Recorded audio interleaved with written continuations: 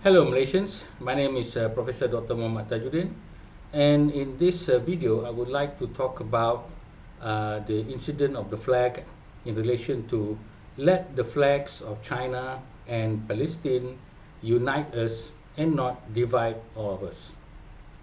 First of all, this issue came up when one religious-based party politician as well as another race-based party politician have come up with the issue that the waving of the China flag in Penang as well as in Perak and also some said in Johor is something that shows disloyalty by Malaysians, particularly that of the non-Malay citizens. Now, for me, this is something of a very dangerous aspect of statement, and it shows that these parties are very quick to divide us. Let us look at this real situation.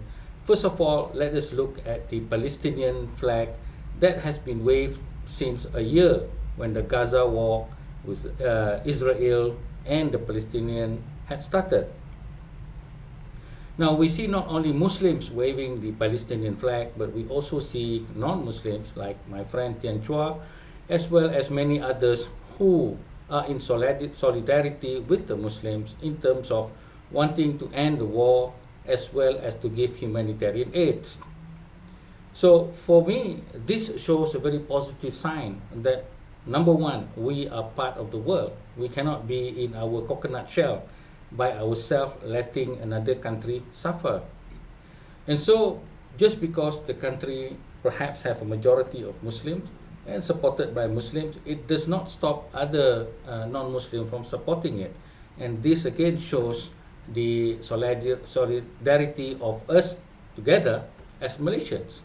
So the flag of the Palestinian then is uniting all of us together rather than dividing us.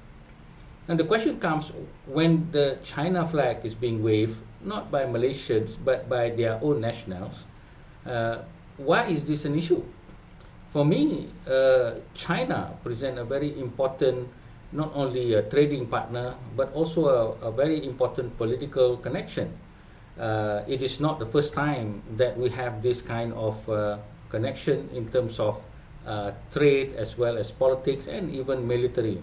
During the time of Parameswara, as well as during the time of Laksamana Cheng Ho, we can see that the bilateral ties has already been made.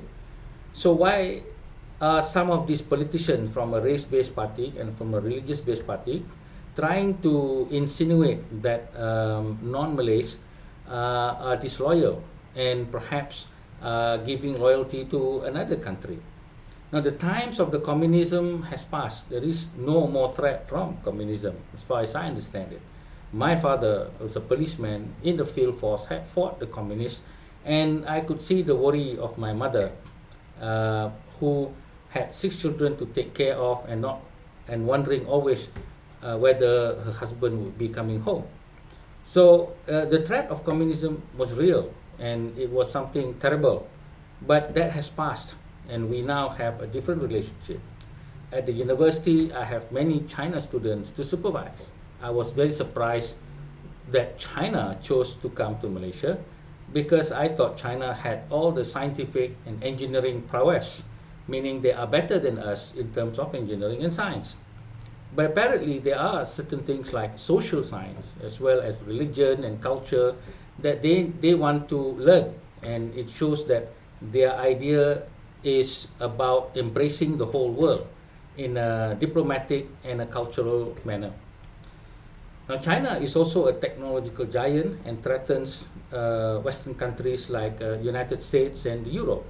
And this is something of which we in Malaysia can actually take opportunity from, because we can now have a different partner, and we can now have a different what we call a security group that is not just depending only on one particular superpower. The superpower idea of a single power is no longer there. There is now multiple powers, and that is something that we need to be understanding within the context of us living in a global situation. We see also that many of our children will be working not only in Malaysia but also outside Malaysia. As an educator, I have always said that jobs will be different, jobs will be crossing boundaries. You can even have virtual jobs, like my daughter is having a virtual job, and this is the future. So for some race-based parties and religious-based parties to make a huge mountain out of a molehill is something that we need to fight against. We need to fight against this race-based idea of a political party, as well as this religious-based idea of which religion, particularly that of Islam, is being narrowly interpreted.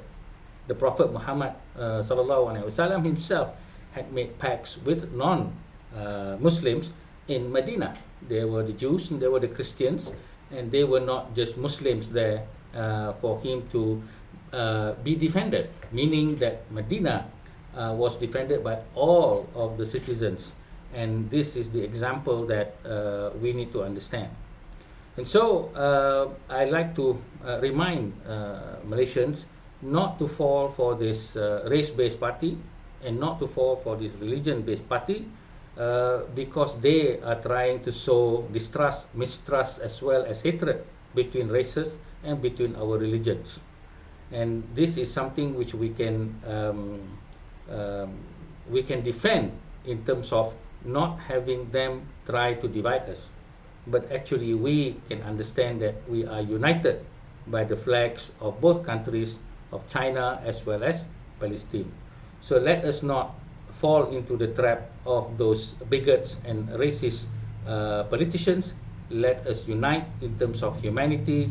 Let us unite in terms of being depending on each one of us in a different country, across borders, so that we can prosper together and live peacefully side by side. Thank you very much.